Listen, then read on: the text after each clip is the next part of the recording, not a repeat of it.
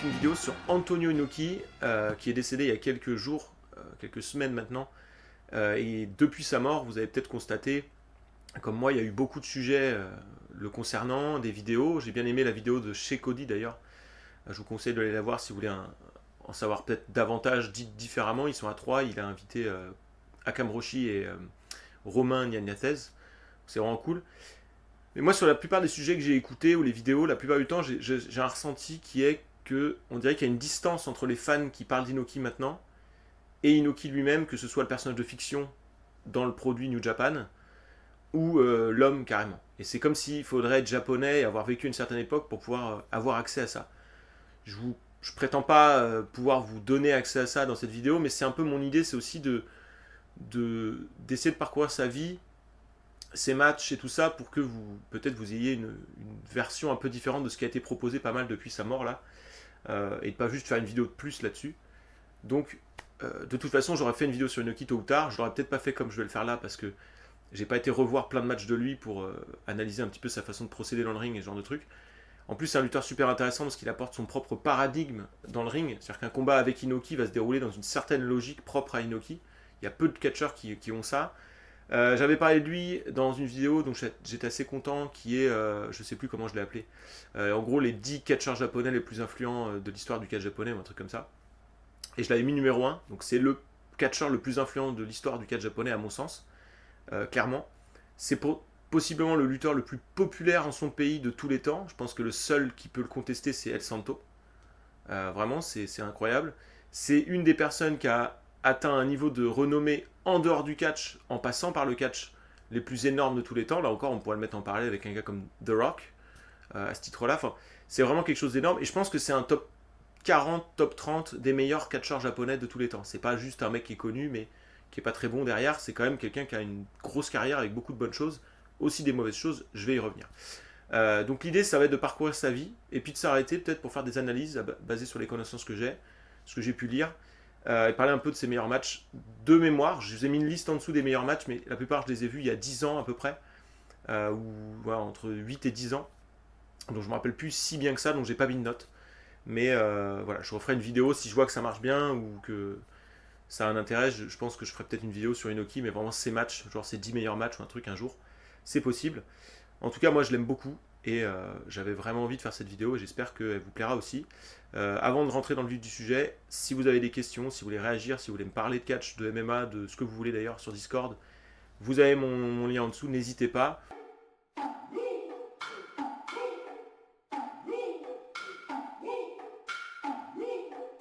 Alors, on va commencer par parler un peu de sa vie et de son enfance avant d'avoir des images d'Inoki finalement. Comment il est arrivé dans le catch. Alors en fait, Inoki, son vrai nom c'est Kanji Inoki. Le nom Antonio Inoki, c'est un nom qu'il va récupérer quand il va débuter dans le catch et que Riki Dozan va lui donner parce qu'il a passé une partie de son enfance, son adolescence plutôt au Brésil. Et pour lui donner un petit cachet, on va lui donner le nom d'Antonio Inoki comme si c'était le fils de japonais mais qui a grandi et qui est brésilien. Bon, en réalité, il est 100% japonais. Il a perdu son père quand il avait 5 ans. Il est issu d'une famille plutôt riche. Son père était homme politique et businessman dans le commerce du charbon. Il a fait pas mal de sports dans sa jeunesse, karaté, basket, athlétisme. Apparemment, c'était quelqu'un d'assez athlétique, très grand pour son âge. Dès 13 ans, je crois, il faisait 1m80, il n'a pas beaucoup grandi ensuite. Donc voilà, un petit peu le profil. Et puis, après la Deuxième Guerre mondiale, c'est un peu compliqué au Japon au niveau économie, notamment dans le commerce du charbon, peut-être encore plus lorsqu'il n'y a pas le père de la famille qui gère le business, je sais pas. En tout cas, ils ont décidé de suivre sa famille, et Inoki inclus, la diaspora japonaise vers le Brésil. Il y a eu plusieurs vagues de diaspora japonaise vers le Brésil. Il y en a eu une dans les années 50. Et la famille d'Inoki et Inoki lui-même en fait partie. Ils ont été s'installer près de Sao Paulo, ou São Paulo, si vous voulez le prononcer à la brésilienne. Donc je sais plus, enfin quand Inoki avait 13 ans. Et il va rester au Brésil de ses 13 à ses 17 ans, à travailler dans une ferme, de tôt le matin jusqu'à tard le soir. Ça va participer à forger son physique. Il va continuer à faire du sport, notamment principalement de l'athlétisme et des lancers de disques et de poids, où il va gagner des petits titres locaux. D'ailleurs, on peut imaginer que d'ailleurs gagner des titres locaux pour un japonais au Brésil, il a peut-être fait l'expérience du racisme, etc. Enfin, ça a dû forger son caractère aussi. de travailler à la ferme, d'être issu d'une famille riche au Japon, à devenir pauvre au Brésil, mais avec une chance de s'en sortir, etc.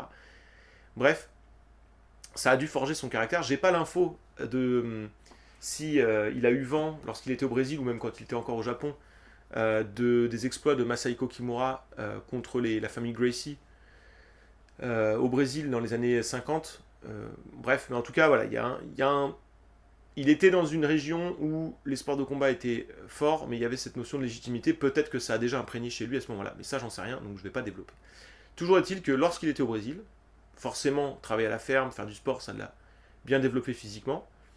Et bien, à ses 17 ans, donc en 1960, il va rencontrer Rikido Zan. Rikido Zan, la super méga star du catch japonais, qui fait une tournée dans le monde pour aller un peu rencontrer des fans ailleurs. Et il rencontre Inoki. Alors, je ne sais pas en quelles circonstances ils se sont rencontrés ni rien. Ce que je sais, c'est que Rikido Zan a dû apprécier le caractère d'Inoki, son charisme éventuel, son physique, déjà bien athlétique. Et il le ramène, Inoki avait sûrement très envie aussi, il ramène Inoki avec lui au Japon, dans le dojo de la JWA, plus ou moins la seule compagnie de catch au Japon à l'époque. En tout cas, si tu fais du catch, pas la JWS, c'est compliqué, c'est clandestin. La JWS, c'est the place to be, quoi. C'est vraiment là que ça se passe. Et donc, il va rentrer dans le catch à ce moment-là. Sur cette partie-là, si on s'arrête, on n'a pas assez d'informations précises pour savoir grand-chose, mais on imagine que vous en ferez l'analyse vous-même, hein, mais ça a dû forger son caractère d'être orphelin de son père, travailler dur, d'être dans un pays à l'étranger, être victime de racisme, mais quand même surmonter ça pour réussir. Enfin, il y a certainement aussi une question de se prendre en charge, d'aller de l'avant, de ne pas laisser l'environnement dans lequel tu es et ce qui se passe chambouler tes plans. Enfin, ça a dû forger ce caractère qui va être quand même une force pour Inoki tout au long de sa vie et de sa carrière. Voilà, donc je vais passer maintenant dans le début de carrière en catch.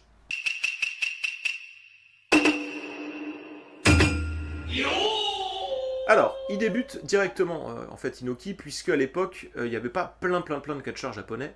Donc quand il y en avait, on les mettait tout de suite à l'écran. Ceci dit, forcément, il faut quand même qu'ils se développent, qu'ils apprennent ce que c'est que le catch, tout ça. Ils vont passer pas mal de temps dans le dojo. Donc Inoki va faire des allées et venues entre le catch dans le ring, en bas de la carte, à la JWA, Japan Wrestling Association, je ne l'ai pas dit, et dans le dojo. Dès le début, Inoki fait ses débuts en même temps que Shohei Baba, Giant Baba, qui est l'autre grande figure mythique, légendaire du catch japonais post-Rikido Zan. En gros, Rikido Zan, c'est la première grande star du catch japonais. Et ensuite, les deux gros noms, c'est Inoki et Giant Baba, qui vont former tous les deux leur propre compagnie, etc. Je ne vais pas rentrer dans l'histoire des deux tout de suite. Ce que je peux vous dire, d'ailleurs, j'ai fait une vidéo sur l'histoire du Puro en 30 minutes ou 35 minutes. N'hésitez pas à aller la voir si vous voulez une vue globale du catch japonais avant d'écouter ce que je vous raconte spécifiquement sur Inoki. En tout cas, dès le début, j'ai été regarder. Inoki va faire 16 combats contre Giant Baba. C'était monnaie courante à l'époque que les Young Lions, donc les nouveaux du roster, s'affrontent entre eux. Et il va faire 16 fois défaite contre Giant Baba. Donc dès le départ, on voit bien que c'est Giant Baba qui est prévu pour être la nouvelle star la plus en vue, la plus probable, et Inoki un peu derrière. Voilà. Parallèlement à ça, assez rapidement, Giant Baba va faire équipe avec Rikido Zan, alors que Inoki, à ma connaissance, n'a jamais eu un match en équipe avec Rikido Zan, alors que c'était le protégé de Rikido Zan, c'était son assistant. Si Rikido Zan avait un match, Inoki l'accompagnait au ring, il devait porter ses bagages, ce genre de trucs. Donc on voit que voilà, Inoki a dû grandir dans ses premières années de catch avec cette espèce de frustration. Il y a quand même un point positif à ce moment-là de la carrière. Enfin, c'est positif déjà de se lancer, mais un point positif, c'est qu'en 61, il y a un homme ultra important dans la carrière d'Inoki dans le catch qui va poser ses pieds au Japon et faire ses débuts à la JWS, c'est Karl Gotch. Karl Gotch qui était à l'époque un des meilleurs shooters catch wrestlers du monde, donc quelqu'un qui a une technique de catch qui est très dangereuse si on part en mode legit. S'il y avait eu du MMA à l'époque, il aurait été un des meilleurs mondiaux, je pense. Un peu comme Luthez dans l'esprit, mais plus jeune, et peut-être plus flamboyant. Issu du Snake Pit, donc de Wigan en Angleterre, de Pat Riley, tout ça, donc avec des skills vraiment à la fois spectaculaires. Vous connaissez peut-être Billy Robinson, c'est le personnage le plus illustre issu de ce camp, c'est vraiment le même style, Karl Gotch. On dit que c'est lui qui a inventé le German Suplex, par exemple. Et donc il arrive au Japon en 61, il est impressionnant dans les quelques images qu'on a, et il a été un peu formateur au dojo de la JWA, et il a formé Inoki. Il a commencé à former Inoki lui aussi. Donc, avant ça, c'était Rikido Zan et Karl Gotch qui ont formé Inoki.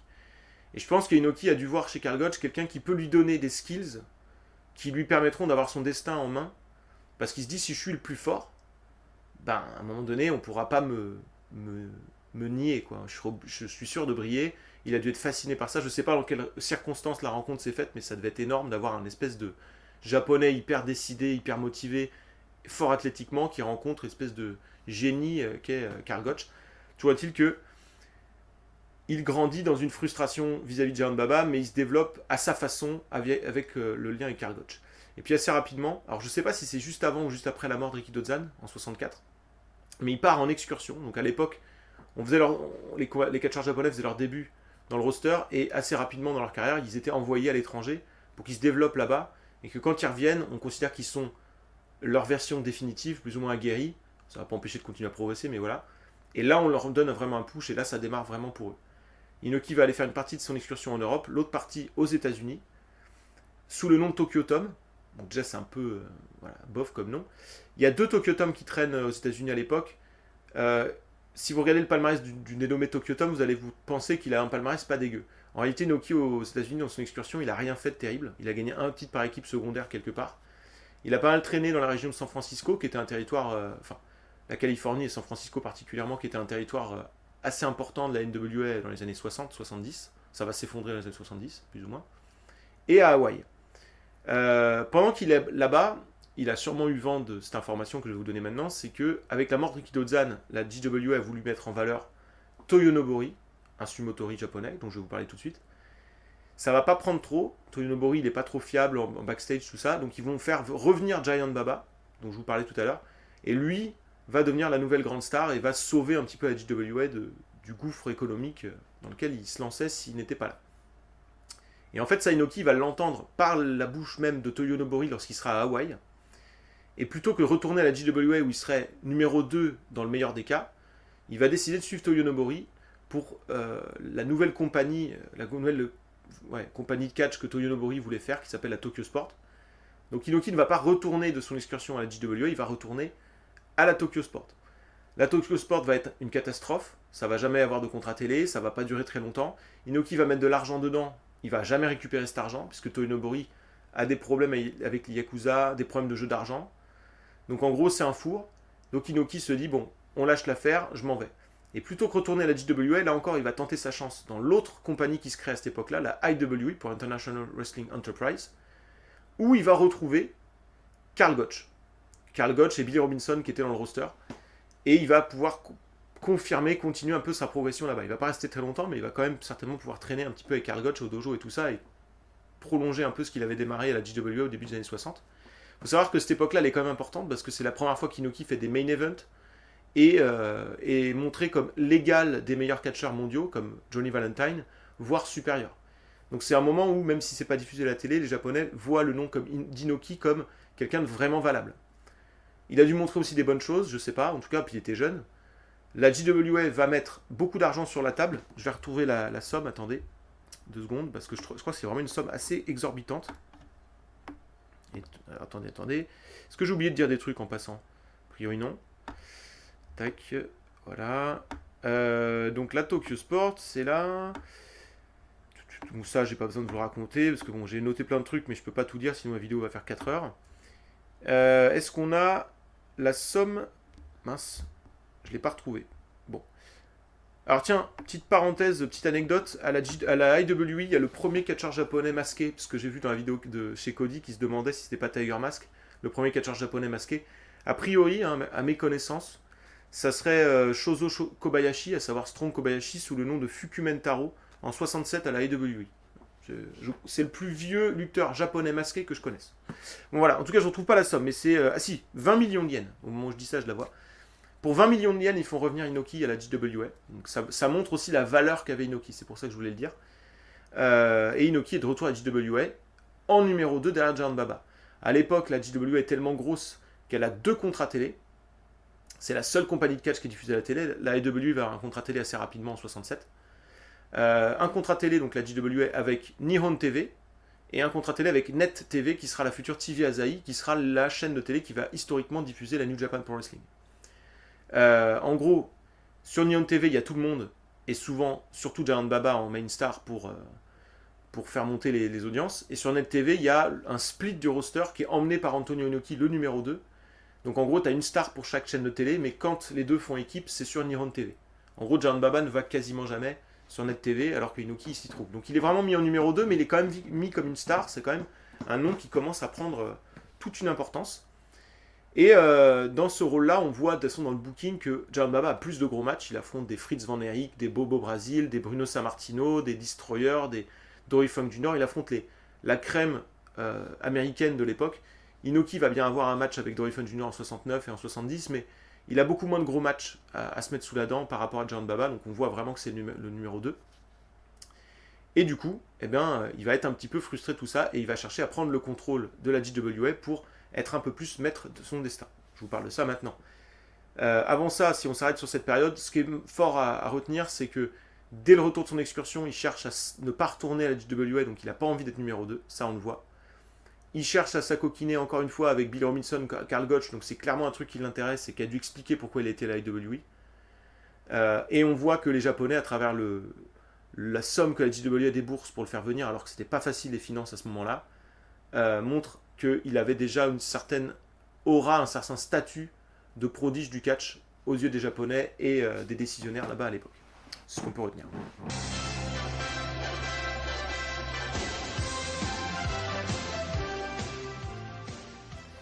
Alors, comment il va faire pour essayer de prendre le contrôle de la JWA? En fait, à l'époque, la JWA, donc tout ce que je vais dire là, je le tiens de traduction d'écrits en japonais, notamment de biographies de catcheurs, du japonais vers l'anglais par un dénommé King Stalker sur le forum Pro Wrestling Only, qui est mon forum préféré. C'est en anglais, mais je trouve que c'est vraiment une référence de forum sur le catch. C'est génial. Et donc, il y a un dénommé King Stalker, c'est son pseudo, du nom de King Stalker Ishikawa, certainement, qui traduit des trucs en anglais et qui rendent accessibles des informations un peu subtiles. Donc, je vais faire un résumé grossier, mais si vous voulez plus de détails, vous pourrez trouver. Il suffit de me contacter, je vous donnerai le lien vers ces pages-là, c'est assez passionnant si ça vous intéresse. Donc en gros, Inoki, il est à la JWA et à l'époque, on n'a pas de numéro 1, il n'y a pas un président, un chairman qui décide de tout pour tout le monde. C'est un groupe de personnes, ils sont 6, il me semble.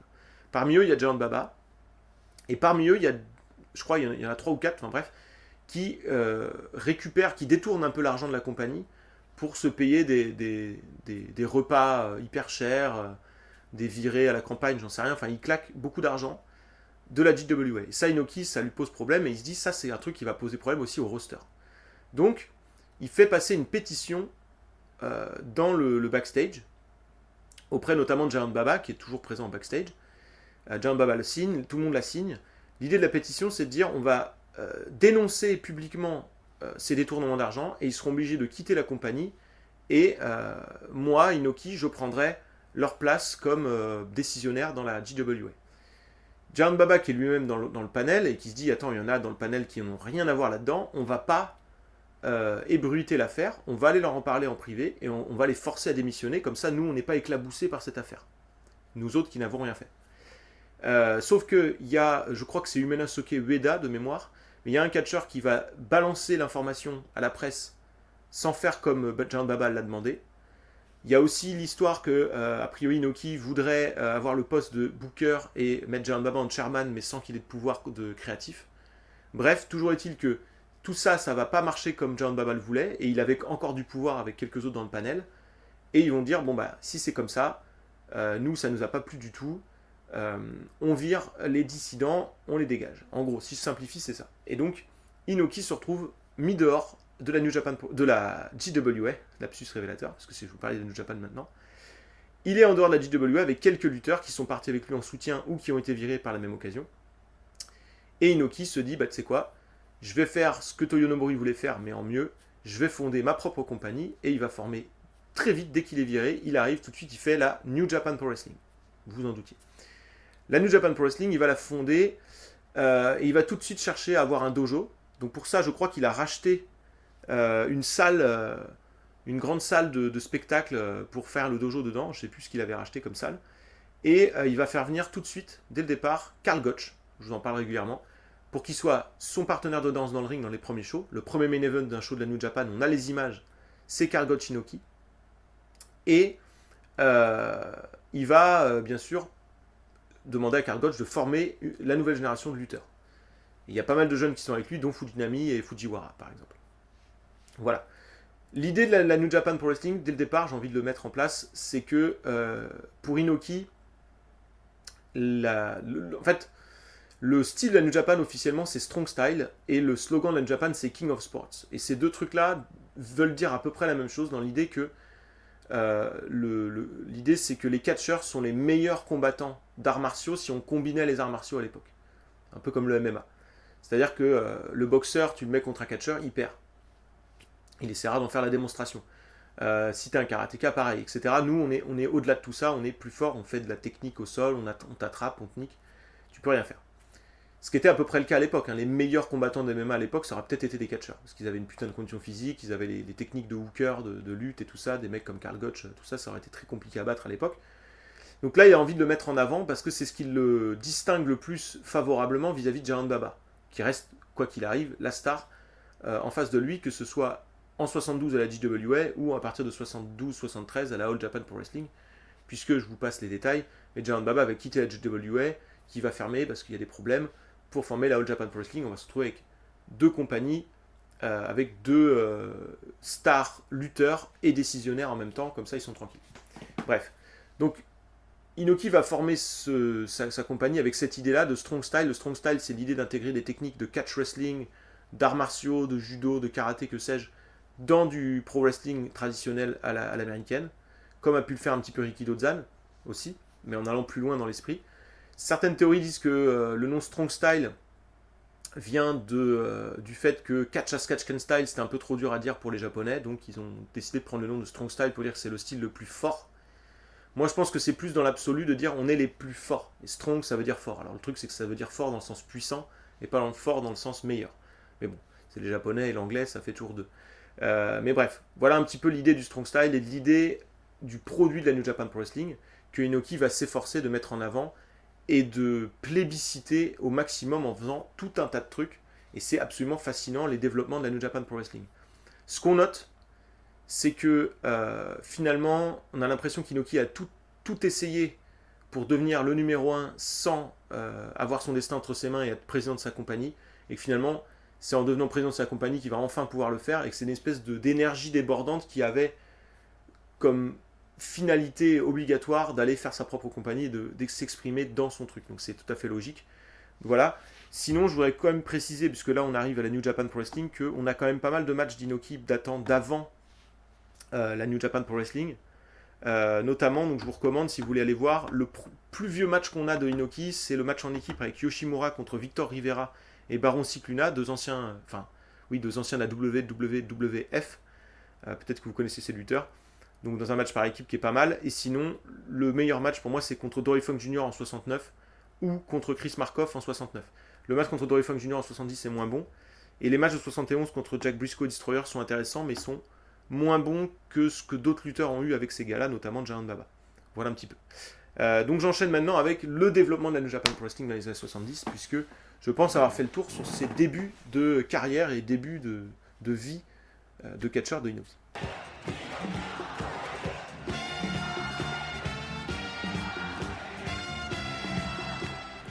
Alors, que va faire Inoki pour développer la New Japan Pro Wrestling ? Le premier truc, vous vous en doutez, ça va être de récupérer un contrat télé. À l'époque, il y a 3 grandes chaînes de télé qui diffusent du catch. Nihon TV et Net TV qui diffusent la JWA, vous en parlez. Et TBS, alors je ne sais pas si c'est Turner Broadcast System, en tout cas une chaîne qui s'appelle TBS qui diffuse la IWE. Donc s'il n'est pas diffusé à la télé, ça va être compliqué. Il a beau être une star, ça va être compliqué. Sauf que, fort heureusement pour lui, en fait, la JWA, ça va plus trop. Pas à cause de son départ, ça va plus trop à cause de problèmes de Yakuza, pour les retombées aussi de cette histoire un petit peu polémique. Et même s'ils vont mettre Seiji Sakaguchi dans le rôle qu'avait Inoki, à savoir le numéro 1 de la chaîne de télé Net TV, ça commence un peu à être compliqué. Du coup, je l'ai évoqué, Giant Baba va former la All Japan Pro Wrestling et va emmener avec lui son contrat télé, le lien qu'il avait avec la télé, avec Nihon TV. Et du coup, la All Japan va se créer avec le contrat télé dès le départ de Nihon TV, Giant Baba comme star, ça continue la JWA finalement. Quid maintenant du contrat avec Net TV, qui était un peu associé avec Seiji Sakaguchi. Soit Sakaguchi allait avec la All Japan et la All Japan continuait sur le même système que JWA avec 2 chaînes de télé, etc. soit Sakaguchi allait avec la New Japan Pro Wrestling, et New Japan Pro Wrestling avait un contrat télé. Vous vous doutez que c'est la deuxième version qui va se produire, d'où le fait que NetTV, futur TV Asahi, va diffuser la New Japan Pro Wrestling pendant longtemps, puisqu'en fait Seiji Sakaguchi, en tant qu'ancien judoka, allait très bien s'intégrer au style Strong Style. C'était un nouveau venu là-dedans, donc il n'était pas à coquiner avec personne, mais il y avait plus d'intérêt aussi pour NetTV d'avoir Inoki et Sakaguchi dans une promotion que d'avoir le numéro 2 Sakaguchi seul avec Giant Baba, etc. Donc je ne sais pas comment ça s'est fait le deal exactement, mais toujours est-il que Sakaguchi va rejoindre la New Japan. Il aura un poste de chairman là-bas jusque très tard. Les débuts des années 2000, il est encore là. Souvent, c'est lui qu'on voit dans le ring. Il est très grand. Lorsqu'il y a les matchs de Junior Heavyweight pour le titre, il est là pour présenter la ceinture, tout ça au début des matchs dans les années 90-2000. Je ne sais pas si vous l'avez déjà vu. Et ça a été un lutteur dans les années 70, un peu les années 80 aussi. Seiji Sakaguchi, donc, qui rejoint New Japan et qui vient gonfler déjà le roster de la New Japan, mine de rien, notamment en star japonaise, et il apporte le contrat télé. Donc très vite, en fait, la New Japan va être diffusée à la télé, ce qui fait que très vite, en fait, on a plein d'images à voir encore disponibles aujourd'hui, puisque les Japonais ont conservé la plupart de leurs images, contrairement à nos amis américains. Je disais aussi que dès le départ, Inoki va faire venir Karl Gotch.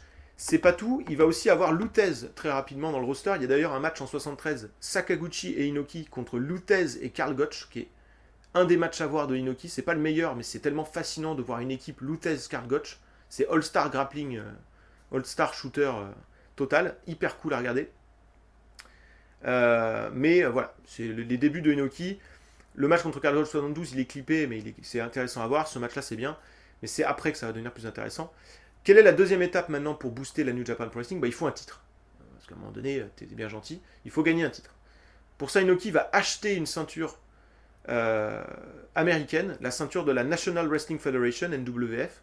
Donc pendant longtemps, le titre de champion de la New Japan Pro Wrestling, ce sera le champion NWF, qui vient de la compagnie National Wrestling Federation. C'était un territoire NWA qui était... je ne sais même pas si c'était dans la NWA d'ailleurs, qui était basé dans la région de New York et l'est du Canada, donc certainement les villes de l'État de New York, mais pas New York City, hein, parce que là c'était le territoire de la WWF avec San Martino, mais des villes comme Albany, Buffalo, New York, et puis peut-être en remontant jusqu'à Halifax au Canada.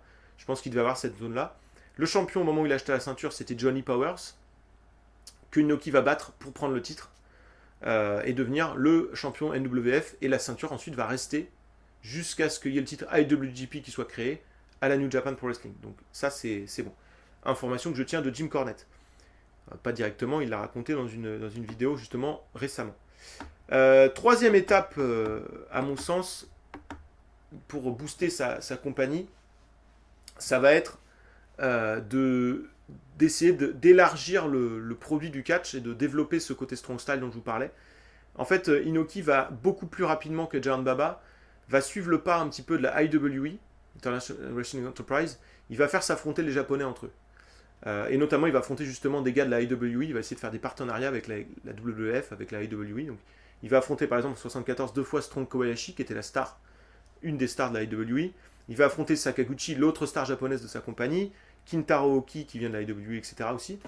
Il va aussi prendre des gaijins intéressants, notamment André the Giant, donc André Roussimoff à l'époque au Japon, qui avait catché la IWE. La IWE est hyper importante, hein. On y revient forcément quand on parle de catch japonais finalement.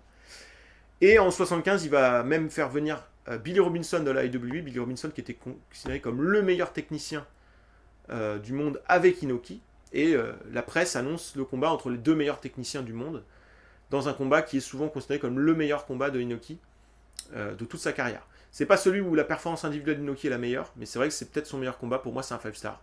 Après, c'est un registre de catch qui se veut relativement réaliste. C'est assez statique, c'est plein de subtilités, de jeu sur le détail, de prise de contrôle, garder le contrôle, l'autre essaie de sortir, il n'y arrive pas, alors qu'est-ce qu'il va faire, machin. Voilà. Et ça rentre dans l'épique, parce que Billy Robinson, c'est un maître en la matière, et qu'en plus, il peut être un peu flashy. Donc si vous voulez voir du Inoki début de carrière, ça peut être un passage obligatoire, mais je pense pas que ce soit la meilleure porte d'entrée, parce que c'est un Broadway d'une heure. Donc voilà. Donc ça, c'est le deuxième niveau de développement, c'est de mettre en avant ce strong style, donc forcément, en prenant un gars comme Billy Robinson, ça le fait. Troisième niveau de développement encore, un peu plus, enfin quatrième d'ailleurs, contrat télé, le titre, le développement de son produit strong style, avec des beaux matchs. Et ensuite, il va faire venir aussi Tiger Jeet Singh, Donc c'est un catcheur canadien qui a une gimmick d'indien parce qu'il a des origines indiennes, qui est complètement dans la logique de ce qu'on peut voir avec The Sheik, donc le Sheik original, hein, Ed Farhat, dans ce qu'il avait pu faire à Détroit, qui avait créé un buzz total à Détroit avant de s'estomper dans un style de catch très hardcore avec un heel ultra dément, complètement hystérique, qui vient avec un sabre et tout. Et il avait une rivalité avec Giant Baba et les frères Funk à l'époque, du côté All Japan. Donc Inoki refait ça à sa sauce avec Tiger Jitsing, avec des matchs sanglants où il y a de la triche, etc. Il y a un combat où Jitsing affronte, je crois, c'est Sakaguchi. Inoki est l'arbitre spécial parce qu'il sent que ça peut partir en couille et Jitsing l'attaque et tout ça. Donc, grosse rivalité qui fait beaucoup d'attention aussi. Donc, il essaie d'avoir voilà, un peu un produit global avec des associations avec les autres compagnies, mettre en valeur son style, le strong style, et mettre en valeur aussi, se mettre en valeur lui-même. C'est un des promoteurs catcheurs qui a le plus réussi à se mettre en valeur comme une star dans toute l'histoire du catch, si vous réfléchissez. Et aussi quand même apporter d'autres couleurs un peu à son produit, comme la rivalité avec Jitsing pour développer. Enfin, dernier niveau de développement à cette époque-là, Inoki va faire un truc que personne n'a fait jusque-là. Il va prendre des combats réels contre des combattants d'arts martiaux. Donc il va affronter des karatékas, des kickboxers, et il va même avoir, vous le savez certainement, un match contre Mohamed Ali en 76, la plus grande star possiblement de toute l'histoire de la boxe. C'est quand même pas rien. Immense star, évidemment, même au Japon à l'époque. Et l'idée, c'était de faire un combat contre Mohamed Ali legit, dans des règles ouvertes, où Mohamed Ali pourrait utiliser ses poings et boxer, mais Antonio Inoki pourrait utiliser son grappling et sa science de la soumission pour mettre Mohamed Ali au sol et le soumettre. Sauf que le camp Mohamed Ali va se dire, oula, c'est dangereux tout ça, donc ils vont se servir du fait que c'est quand même du côté de Mohamed Ali que la valeur du match se trouve et la capacité à générer du public. Et donc, ils vont négocier considérablement le contrat du match pour réduire le maximum les règles. Inoki va le dire publiquement, qu'il trouve ça dégueulasse, mais qu'il continue. Il continue, il continue. Le match a lieu, ça fait un carton, je vais vous donner les chiffres juste après. Inoki en plus, que ce soit en conférence de presse où il a l'air ultra confiant, sûr de lui, serein, calme, à côté d'un Mohamed Ali très bavard, très loquace, qui essaye de, comme si on a l'impression qu'il essaie de le déstabiliser. Je pense que ça a beaucoup gonflé la popularité d'Inoki, qui est très dans le côté sûr de lui, stoïque à la japonaise vis-à-vis d'un beau parleur blablabla américain. Vous voyez, du point de vue d'un japonais, ce que ça peut donner. Il va en plus gagner le combat en étant plus malin que Mohamed Ali, puisqu'il va faire que tacler, puisque les coups de pied étaient interdits quand on était debout, mais les coups de pied, si tu as un genou au sol, sont autorisés. Ou lorsque tu n'es pas sur tes appuis, en tout cas debout. Ça, c'était pour contrer le karaté d'Inoki. Donc il va gagner quand même officieusement, mais officiellement, c'est un match nul. Bon, c'est quand même une grosse arnaque que ce soit un match nul, parce que je crois que Mohamed Ali doit mettre peut-être 2 coups dans le match. Franchement, enfin, je l'ai vu il y a longtemps, donc je sais plus, mais moi j'ai mémoire que Mohamed Ali n'est incapable de toucher Inoki, et Inoki touche très peu Mohamed Ali, mais au moins il le touche, donc il gagne des rounds comme ça. Bref. Il va aussi affronter d'autres combattants, notamment, et ça on a les images, donc c'est intéressant, un dénommé Akram Palewan, qui est un lutteur pakistanais. Alors au Pakistan, la lutte, ça se fait dans la boue, donc autant dire qu'au niveau appui, c'est un autre délire. Il va affronter ce gars-là dans un combat qui se voulait être worké, donc faux, en catch, sauf qu'ils vont pas réussir à s'entendre, donc dans le courant du match, ça va partir en shoot, et au moment où ça part en shoot, Inoki règle l'affaire direct, et il soumet Palewan en lui faisant une kimura et lui casse le bras. Voilà. Donc, avec ça, surtout avec Mohamed Ali, je vais vous donner les chiffres juste après, il va prendre une énorme popularité, et on peut argumenter, c'est mon opinion, que c'est à partir de là que la New Japan Pro Wrestling va devenir la compagnie de catch numéro 1 au Japon, et va plus ou moins le rester jusqu'à aujourd'hui. Voilà. Donc c'est quand même énorme. Alors, le match contre Mohamed Ali, c'est un tournant à bien des titres, parce que je pense qu'on ne se rend pas compte à quel point le truc a fait un buzz pour le public. A priori, les sources disent qu'il y aurait 54 millions de personnes qui auraient vu le match au Japon à l'époque. Ça représente près de la moitié de la population du Japon. C'est hallucinant. Ils ont rempli le Nippon Budokan, donc la salle traditionnelle des tournois de judo et de karaté, sold out, avec des prix de tickets qui allaient jusqu'à 1000$ si on transfère, enfin 300 000 yens. Ce qui est une somme énorme déjà encore aujourd'hui, mais encore plus à l'époque, avec l'inflation. Plus les sponsors, t'imagines un petit peu ce que ça ajoute. Alors, il fallait payer Mohamed Ali, hein, attention, il fallait payer la location de la salle, bien sûr, mais ils ont certainement gagné beaucoup de thunes avec ça. Et autre petit détail que je trouve intéressant, c'est à partir de ce moment-là qu'on va entendre la fameuse phrase Bombaye associée à Inoki, Inoki Bombaye, avec la fameuse musique d'entrée d'Antonio Inoki. Alors cette musique d'entrée d'ailleurs, j'ai vu qu'elle a été la 86e chanson la plus téléchargée sur le site Giga Enter Melody, c'est un truc japonais. 86e chanson plus téléchargée entre 2000 et 2015. Ce qui est ouf, parce que c'est sur une période très longue, de 15 ans, et c'est bien après les grandes années d'Inoki, malgré tout. Et on peut imaginer que les gens qui téléchargent sont plutôt des jeunes qui connaissent peut-être pas autant Inoki que des plus anciens qui seraient peut-être pas passés par là. En me renseignant, en fait, je me suis rendu compte que cette musique est très utilisée par les équipes de baseball lorsqu'ils rentrent, un peu comme dans le foot, vous avez des musiques d'entrée, ou à l'université pour les cérémonies de remise de diplôme et ce genre de trucs. C'est une musique qui a dépassé le cadre du catch, la musique d'entrée de Inoki. Et donc je disais, oui, il y a eu cette phrase Inoki Bombaye, enfin, Bombaye, je sais pas comment prononcer, qui veut dire en gros fais-le ou tue-le. Bizarrement, ça veut dire les deux. Dans l'idée que Inoki va le faire, il y a ce truc de va au bout et tout, c'est quelque chose qui va vraiment être l'incarnation de Inoki, ou Inoki va être l'incarnation de ça. Il va écrire beaucoup de livres tout au long de sa vie. Je vous donnerai les titres tout à l'heure, voilà, c'est super marrant les titres des livres de Inoki, ça donne un peu le contenu, c'est très très drôle. Mais des livres de développement personnel comme ça, de lancez-vous, etc. Il va écrire aussi beaucoup de poésie dans cet esprit.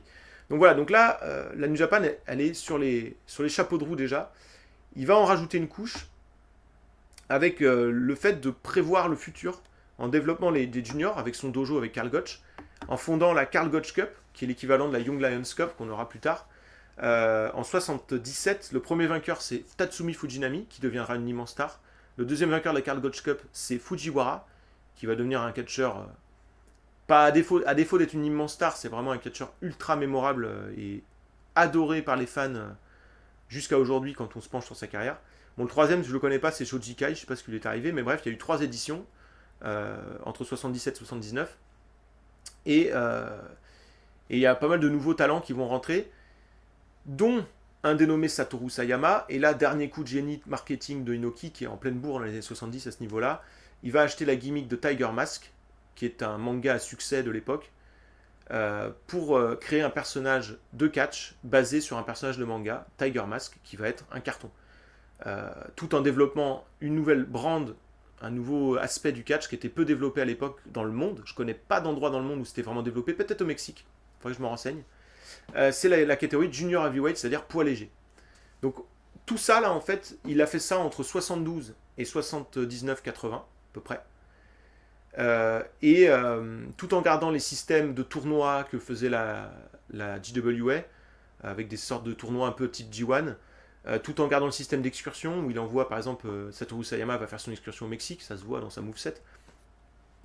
Voilà, il va avoir son dojo, enfin, il va mettre les petits plats dans les grands pour vraiment faire que ça marche totalement. Alors que la All Japan va vraiment rester sur les rails de la JWA et va garder le même système. Donc ça c'est très intéressant. Puis c'est une époque où il va y avoir beaucoup de bons matchs. Alors, je vous en ai déjà évoqué quelques-uns. On peut continuer avec les matchs contre André le Giant, les meilleurs c'est ceux de 77. Il a aussi en 77 des matchs contre Stan Hansen. 78, je vous conseille ces matchs contre Bob Backlund, contre André le Giant à nouveau. Et un match assez une curiosité, ça se passe en Allemagne, à Stuttgart, contre Roland Bock. Puisque Roland Bock c'est un lutteur legit qui a été viré, je crois, de l'équipe olympique ou un truc. Et qui pourrait certainement battre Inoki dans un match legit. Du coup, il vend pas trop ce que fait Inoki. Et là, pour le coup, Inoki peut pas lui faire ce qu'il a fait à Great Antonio, à savoir si tu vends pas mes coups, je t'éclate. Oui, parce que c'était aussi ça Inoki à l'époque. Voilà, et puis là, je vais m'arrêter aux années 80, donc je vais vous faire le tour jusqu'aux années 80 des bons matchs. Je vous conseille aussi les matchs de 79 contre Jack Briscoe, Stan Hansen, très bon en 79, ça sera encore meilleur en 80. Et puis, quand même, on peut en parler, le match où il est en équipe avec Giant Baba contre Abdullah the Butcher et Tiger Jeet Singh. C'est lors d'un show qui a été organisé par le magazine Star sur le catch à l'époque, où exceptionnellement les deux grands noms du catch de l'époque, Inoki et Baba, font équipe contre les deux gros gaijin rivaux de chaque côté, donc Butcher pour Giant Baba et Jeet Singh pour Inoki. Dernière petite chose, parce que ça n'a pas à voir directement à ce que je dis, mais quand même, à l'époque, Inoki va aussi construire une école de karaté, qui ça va s'appeler la Kansui Ryu Karaté. C'est un karaté full contact, donc en gros c'est les techniques de karaté adaptées à des sports de pied-point sans limite de règles. En 79, associé avec un maître en karaté, et donc Inoki pour le côté shoot, ou règle ouverte, et comment il s'appelle, Yukio Mizutani pour le côté karaté. Et de cette école va sortir le père et le fils Machida. Vous connaissez peut-être Lyoto Machida, qui a été champion des moins de 93 kilos à l'UFC en 2010-2011. Donc c'est quand même, voilà, c'est quand même un héritage dans la MMA dont on parle peu, mais qui est là un petit peu aussi. Voilà, on va rentrer dans les années 80 où les choses vont évoluer un peu différemment.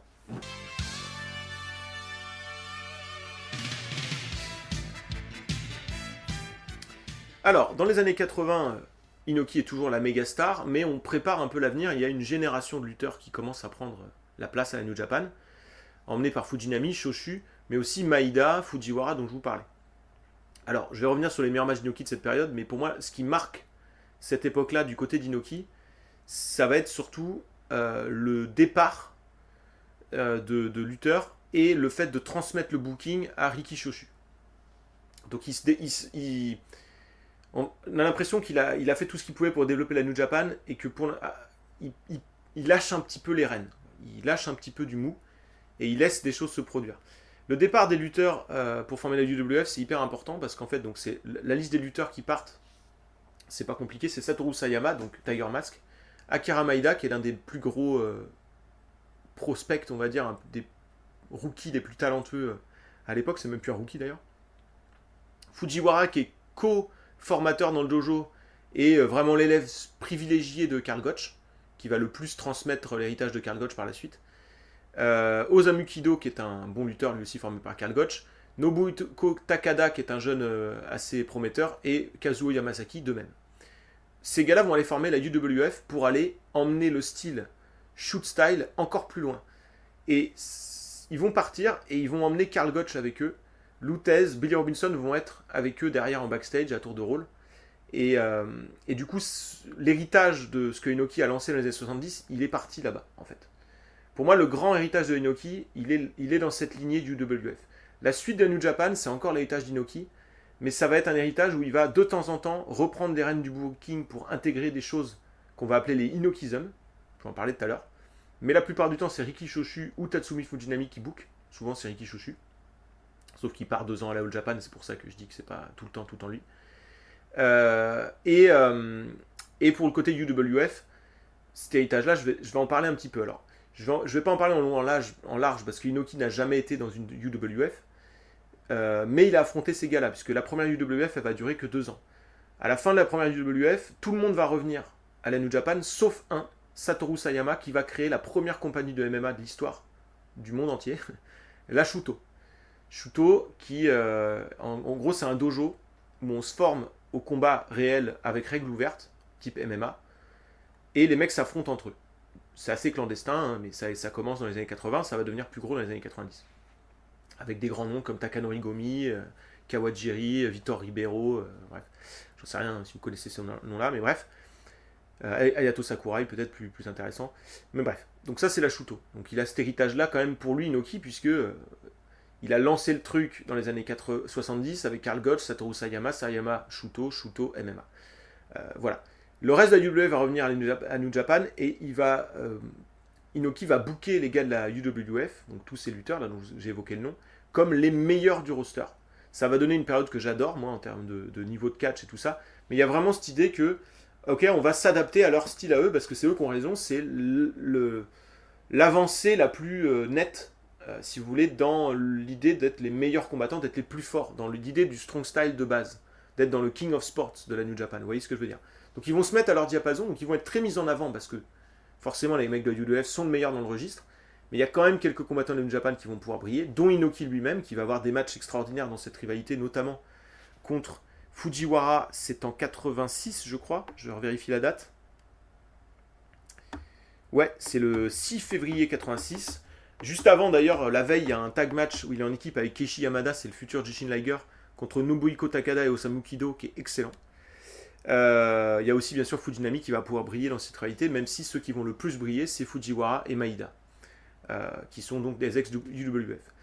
Et Fujiwara et Maeda vont requitter la New Japan Pro Wrestling peu de temps après pour former UWF Reborn, donc la deuxième version du UWF, de laquelle vont splitter le roster en 3. Il va y avoir la partie avec Akira Maeda qui va être la Rings, compagnie qui va d'abord faire du shoot style jusqu'à devenir une compagnie de MMA dont vont sortir des Antonio Rodrigo Nogueira, Fyodor Emelianenko, vont passer des Dan Henderson, Kyoshi Tamura, moi ça me donne des frissons de dire tous ces noms parce que c'est vraiment la légende du MMA qui sort de là.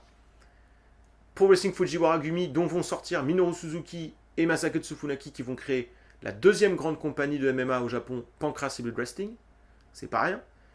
Et UWF International, qui vont être menés par Nobuhiko Takada, dont vont sortir des mecs comme Sakuraba. Donc on voit qu'en fait l'héritage d'Inoki, si on prend UWF comme un point de départ, ça part dans toutes ces directions-là et ça fait quand même des trucs de fou, ça fait des étincelles. Voilà. Du côté de la New Japan, dans le même temps, le produit, quand il n'y a pas les gars de UWF, il devient plus, j'ai envie de dire, plus chorégraphié, un peu moins réaliste, un peu moins dans ce côté strong style, un petit peu quand même, hein, attention. Et Inoki dénote un peu plus du reste du roster dans les années 80. C'est assez étonnant. Alors ça n'empêche pas d'avoir des bons matchs, je vais y revenir maintenant. Mais voilà, c'est une époque où il lâche un peu du lest et donne un rôle à ces jeunes prodiges, à savoir Shoshu et Fujinami, un peu plus important. Et lui, il s'écarte un petit peu. On n'est pas encore dans la transmission de pouvoir, je vais en parler après. Mais c'est intéressant. Alors, dans les matchs à voir de l'époque, je pense qu'il y a un bon match, si vous voulez découvrir Inoki. Ça peut être le match contre Stan Hansen du 8 février 1980. Je pense que c'est le meilleur match de leur série. Et en fait, Stan Hansen, c'est une sorte de brawler bourrin. Inoki, c'est un technicien plus petit gabarit. Donc, en gros, c'est David contre Goliath dans la dynamique. Et c'est vraiment très réussi dans le truc. Il y a beaucoup de matchs entre les deux. Il y en a un autre en 81 qui est pas mal d'ailleurs, le 23 avril, si vous voulez aller voir cette rivalité. En 82-83, il y a là aussi le premier angle-invasion de l'histoire du catch japonais, à ma connaissance. Véritable angle-invasion où vraiment les mecs. Il y a toujours des rivalités interpromotions. Mais là, les lutteurs de la IWE, la IWE a fermé ses portes. Ils vont venir en masse à la New Japan et ils vont se poser comme des rebelles, un petit peu des dissidents dans le roster. Ils vont être rejoints par Riki Choshu comme leader, alors qu'il n'est pas de la IWE. Hein. Et il va y avoir cette rivalité qui va amener le premier gauntlet match d'ailleurs. J'y reviens pas parce que ça ne concerne pas plus que ça Inoki directement. À l'époque, Inoki aussi fait des IWGP League. Donc IWGP, c'est International Wrestling Grand Prix. Et donc il y a Hulk Hogan là-dedans parfois et tout ça. Il gagne la plupart du temps. Il n'y a pas encore le titre de champion IWGP. Hein, le titre numéro 1, c'est toujours NWF. Voilà. Et en 84, il a aussi un classique pour moi, un des meilleurs matchs de sa carrière contre Riki Choshu. Choshu le rebelle, qui est pas du tout dans le même style de catch. Et c'est là encore opposition de style, mais avec capacité de Choshu à beaucoup plus suivre le côté strong style que Stan Hansen. Donc c'est assez cool. Donc il y a pas mal de bons petits matchs à l'époque. On peut noter aussi un match contre Fujinami en 85, que j'ai à 4 écarts à l'époque, à revoir. Donc voilà. Pas mal de bons petits matchs, mais je trouve que quand tu vois un match d'Inoki, pour le coup, c'est ce que je disais en intro, le paradigme dans lequel le match se passe est complètement différent de celui de la plupart des autres matchs. Donc c'est assez particulier. Voilà. Et puis là, on va arriver à la fin des années 80 où ça va être la passation de pouvoir et le départ pour devenir part-timer dans le catch.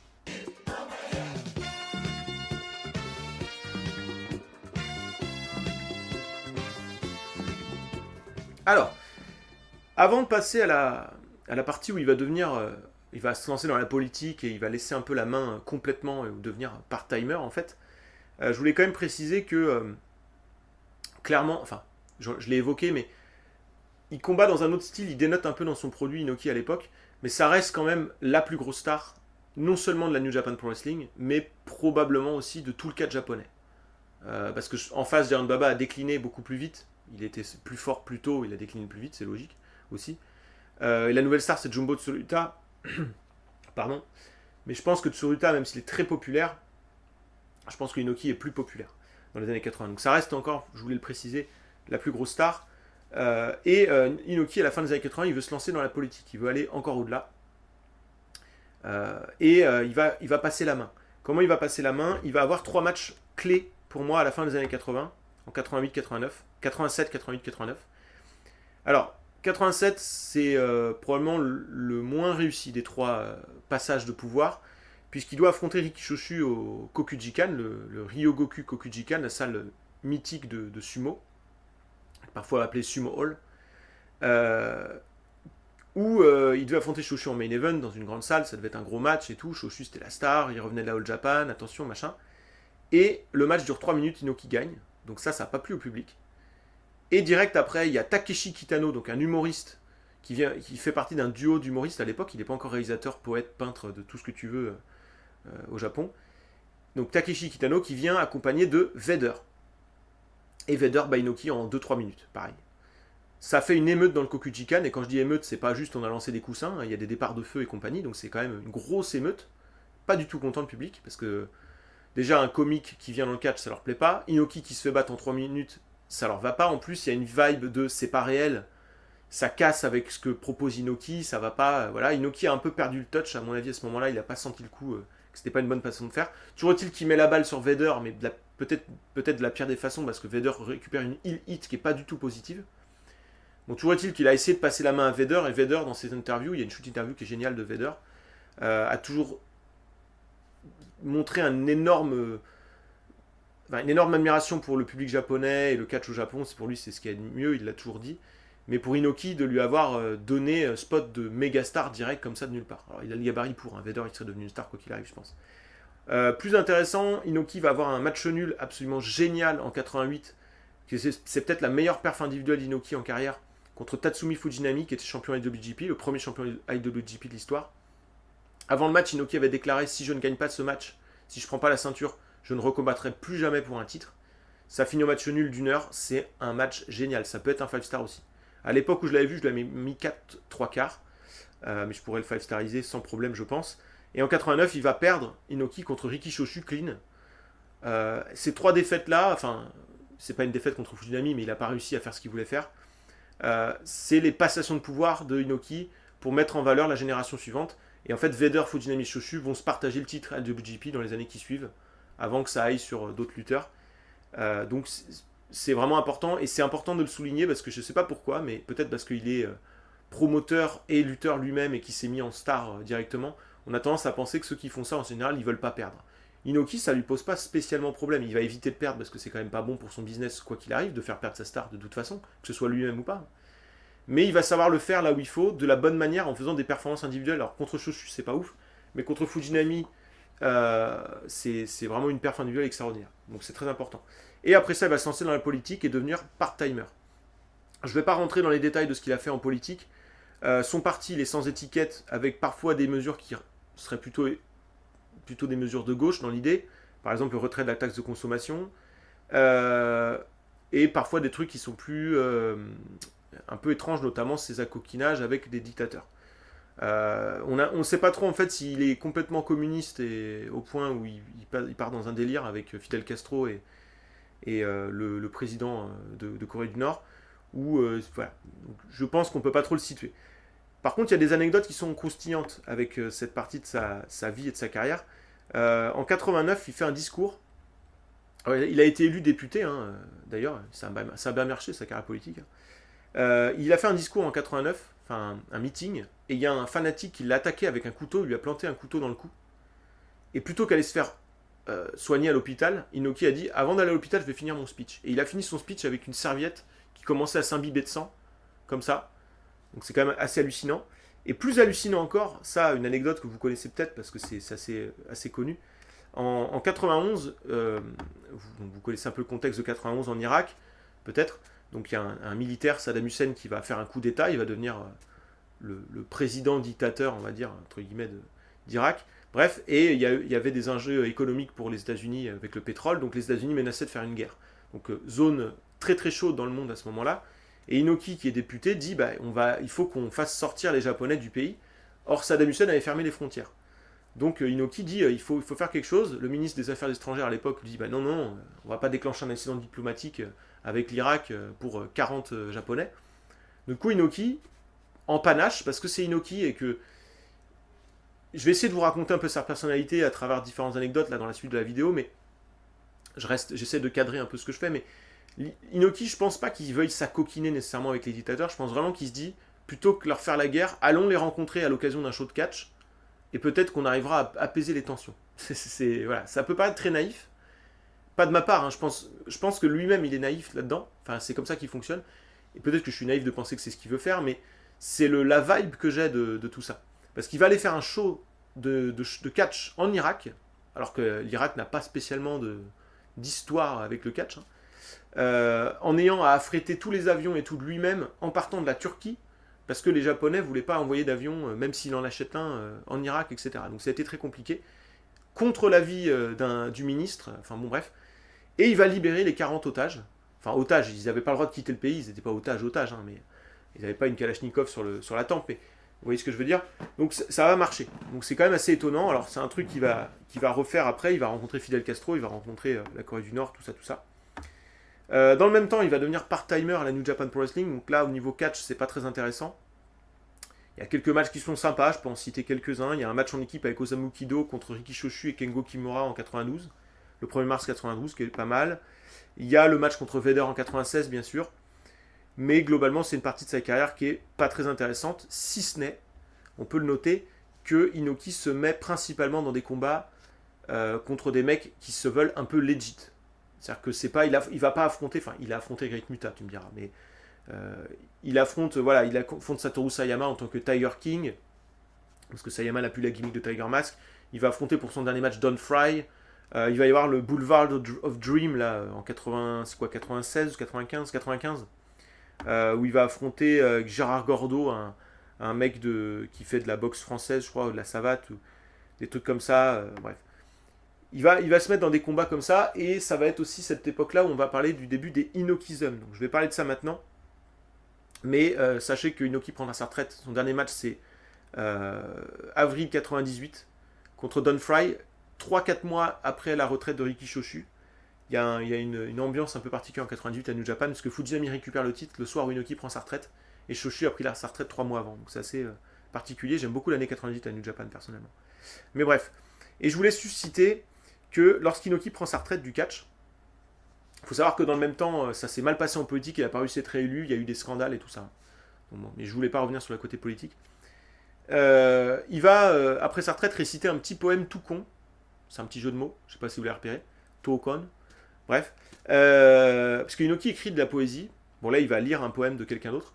Et je voulais vous le lire, en fait, parce que je trouve que ça illustre bien, à minima, quelle image Inoki veut avoir auprès du public, voir qui est Inoki réellement.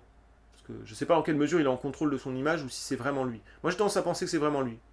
Dites que je suis naïf si vous voulez. Je pense que quand on voit quelqu'un dans une vie d'ensemble comme ça, on arrive quand même à avoir un petit peu de ressenti de qui est cette personne. Bon bref, le poème dit ceci. Alors je vous le lis en anglais parce que je suis pas capable de lire le japonais, et après je vous le traduis parce que j'ai pas prétention que ma traduction soit poétique. Donc en gros ça se dit: Milk and silk, insight and wisdom, compassion and passion, honor and glory is the truth in the name of righteous moral. Ça veut dire, si je traduis en gros, lait et soie, perspicacité et sagesse, bienveillance et passion, l'honneur et la gloire, ce sont les vérités, ou la vérité, au nom de la morale juste. Donc pour lui, en gros, ce que ça dit ce poème, c'est que ce qui est juste, ce qu'il faut viser, ce qui est bien, c'est toutes ces choses-là. Alors le lait et la soie, c'est une métaphore, je ne sais pas vraiment l'expliquer là, et c'est pas le point de la vidéo, mais perspicacité, c'est-à-dire ne pas être guidé par ses émotions, mais réfléchir au-delà de ça. Sagesse, ça va dans le même sens. Bienveillance et passion, c'est-à-dire embrasser ce que tu aimes, mais sans faire de dégâts autour, à côté de soi. Honneur et gloire, c'est viser la grandeur, mais pas par des chemins détournés. Enfin, on voit qu'il y a quand même ce truc positif et beau dans ce que veut transmettre Inoki. Voilà. Donc ça, je voulais finir avec ça. Et là, maintenant, je vais vous parler du bémol, puisque lorsque Inoki sera plus lutteur, il va reprendre un peu plus la main sur le booking de sa New Japan Pro Wrestling, dans ce qu'on va appeler les Inokism. La partie un peu contestée de cette vidéo qui arrive.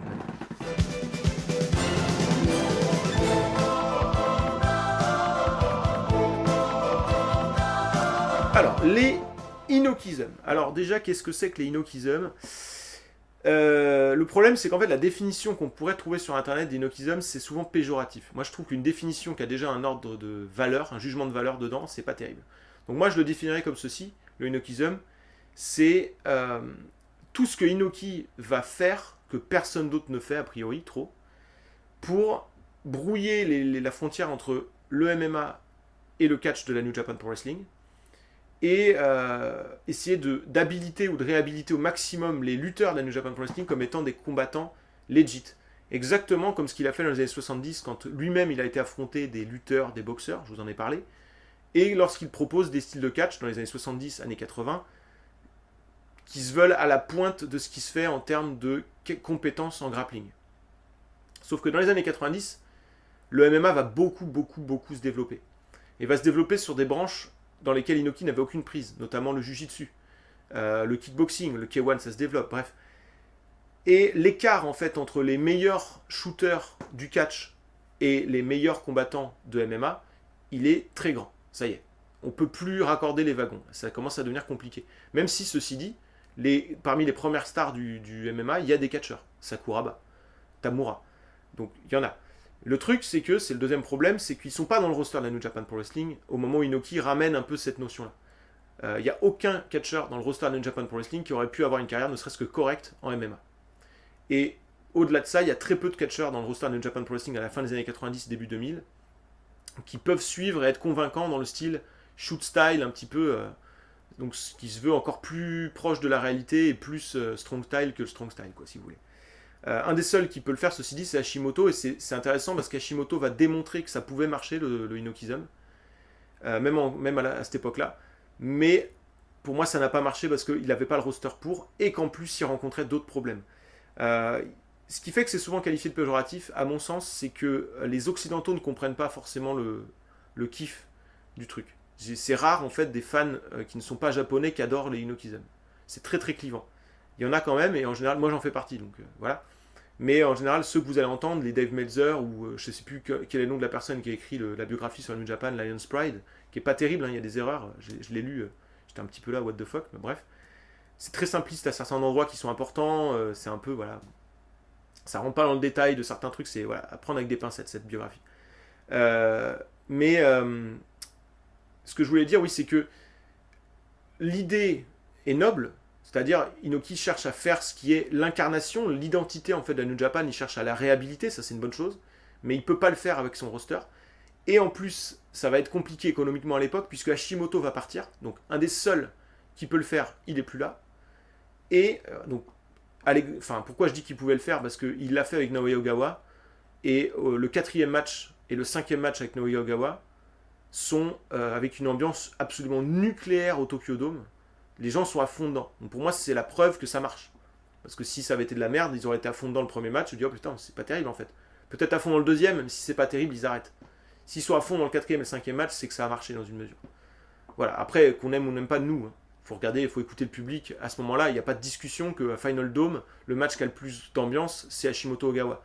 Et je sais plus comment s'appelle le show de 2000, en avril 2000, mais le match où Hashimoto prend sa retraite de New Japan Pro Wrestling, pareil, c'est clairement le match qui a le plus d'ambiance. Alors il y a Hashimoto qui prend sa retraite. Donc celui de Final Dome 99, peut-être. En plus, c'est un super show, Final Dome 99, je l'ai regardé il n'y a pas longtemps, pour la première fois.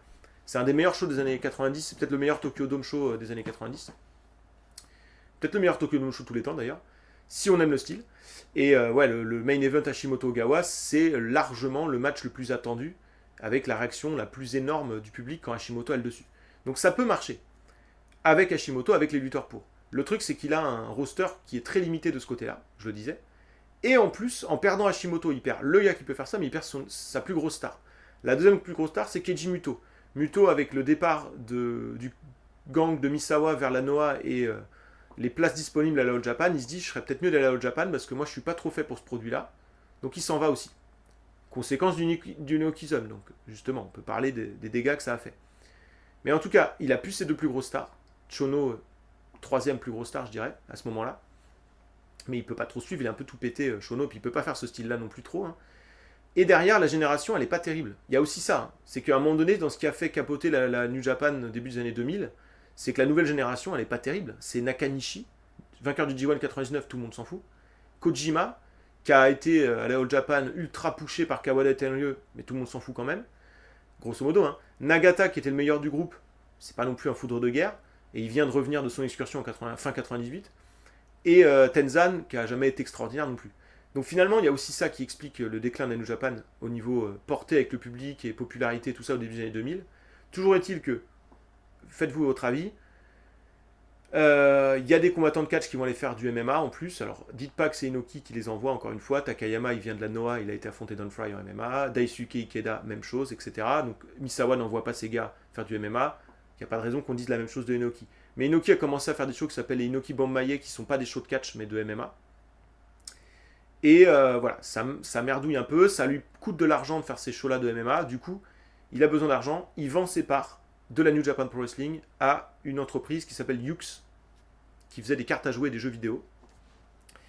Et il va même vendre plus que la majorité de ses parts et donc ne plus être décisionnaire du futur de la New Japan. Et il va laisser ensuite ses parts à son fils, etc. Enfin bref, il va s'écarter et Inoki va laisser la New Japan Pro Wrestling poursuivre de ses propres ailes.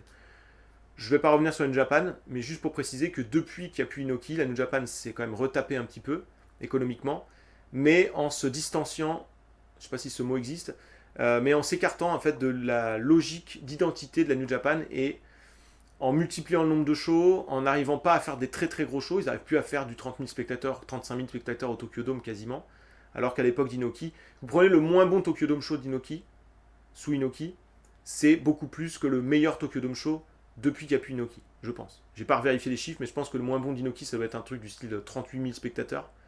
Est-ce que depuis, ils ont fait plus? Je suis pas sûr. Peut-être une fois, hein, je sais pas, je peux me tromper. Mais voilà. Donc la New Japan existe, mais c'est plus Kings of Sport. C'est plus Strong Style, c'est plus Inoki, quoi. C'est plus Shoshu, c'est plus Fujinami, tout ça, ça a disparu de la circulation. L'héritage d'Inoki est plus vraiment là-bas, à mon sens. Voilà. Inoki ensuite va fonder la Inoki Genome, donc qui va essayer de continuer un peu ce que Inoki faisait avec son Inokism. Ça va pas marcher hyper bien, ça va durer de 2007 à 2018, avec une dizaine de shows par an au début. Ils vont faire plus de shows à la fin, mais avec moins de spectateurs, donc ça va fermer ses portes à cause de ça. C'est assez chelou comme compagnie. Ils faisaient quand même des 2000 à 8000 spectateurs assez régulièrement, donc c'était des gros scores. Avec ce truc particulier que vous allez avoir des combattants de kickboxing, de MMA et de catch qui vont se rencontrer, et que quand vous êtes champion par exemple de Inoki Genome, enfin de la Inoki Genome Federation, vous allez défendre votre ceinture parfois dans des règles de catch, parfois dans des règles de MMA en combat legit de MMA. C'est quand même assez hallucinant et je crois que c'est assez unique dans l'histoire. Ils vont faire 2 shows en Corée du Nord, la Inoki Genome, comme le show en Corée du Nord de la New Japan, j'en ai pas parlé dans les années 90. Et ils vont développer un dojo en Chine, 2 dojos je crois à Shanghai et Pékin, pour essayer de développer le catch en Chine. Donc c'est assez étonnant, mais ça montre aussi la volonté de penser outside the box d'Inoki et de se dire j'ai envie de faire ça, c'est peut-être pas possible au Japon en l'état actuel, je vais essayer de trouver un chemin, je vais me lancer, je vais faire un truc. Et c'est quelque chose que Inoki va toujours plébisciter, je vais en parler maintenant. Mais voilà un petit peu la fin de la carrière d'Inoki comme personnalité, on va dire ça comme ça, dans le monde du catch. Aujourd'hui d'ailleurs cette compagnie Genome n'existe plus. Il y a une nouvelle compagnie, j'ai noté son nom quelque part, dont le propriétaire c'est Simon Inoki, l'un des enfants de Antonio Inoki, qui s'appelle Eastern Heroes, qui réutilise les lutteurs qui ont été formés dans le dojo de la Inoki Genome en Chine. Sauf que je sais pas qui formait les lutteurs, le truc, donc ça doit pas être terrible. Mais bref. Voilà, on va finir un petit peu avec l'héritage d'Inoki, que ce soit en catch, mais aussi à côté du catch, maintenant.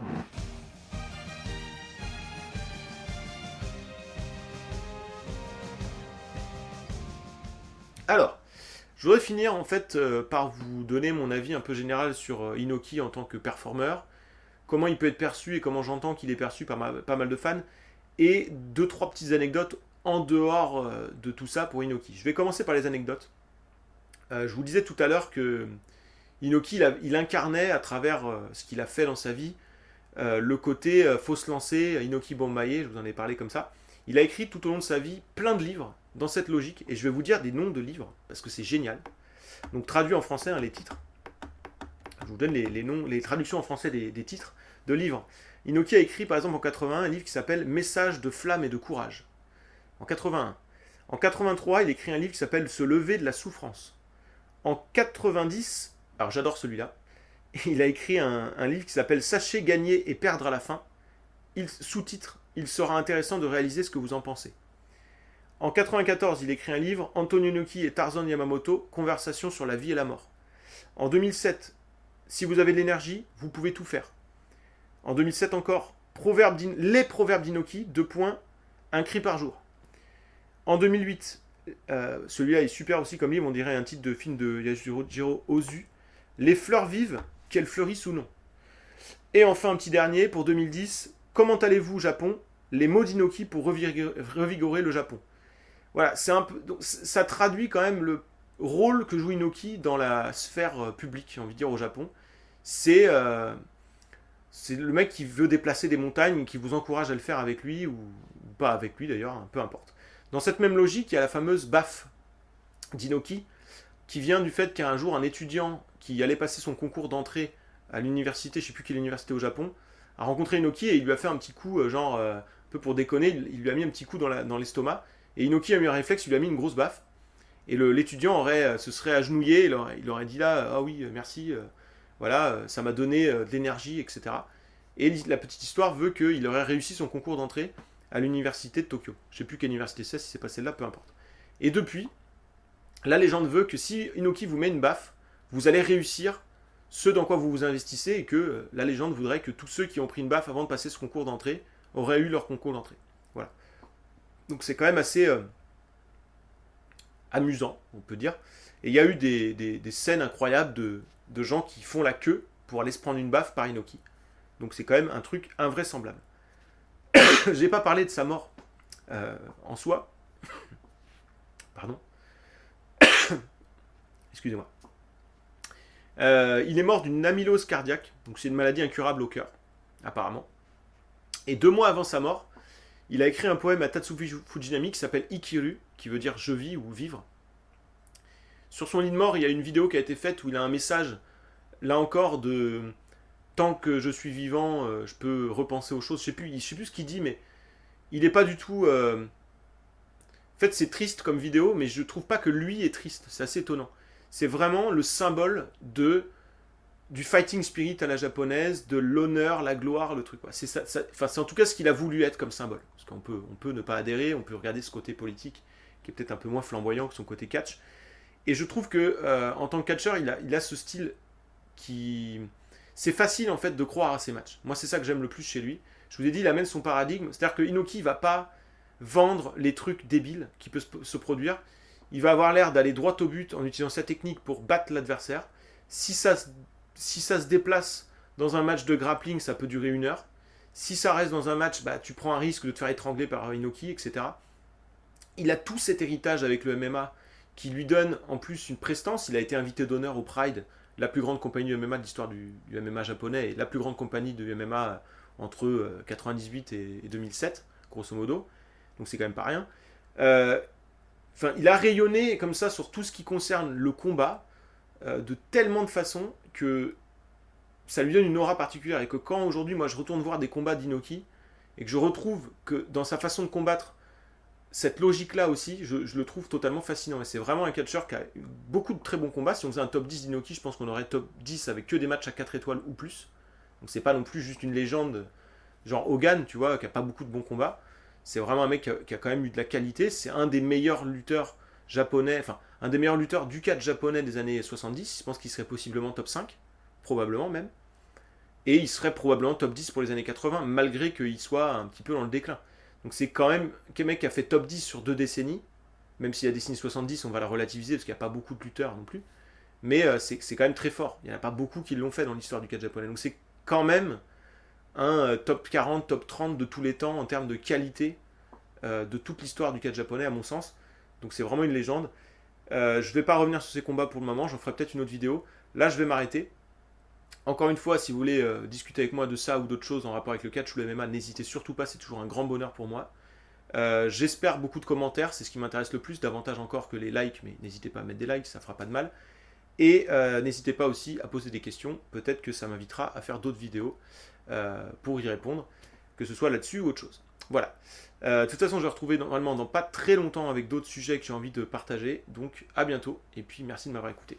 Et puis merci à Inoki, arigato, puisque je lui dois quand même énormément de kiff, que ce soit dans ses matchs à lui ou ceux de la New Japan. Donc vraiment, je suis très content de faire cette vidéo aussi pour rendre hommage à quelqu'un qui a été indirectement, puisque je ne l'ai jamais connu bien sûr, extrêmement important dans ma vie de fan de catch. Donc voilà.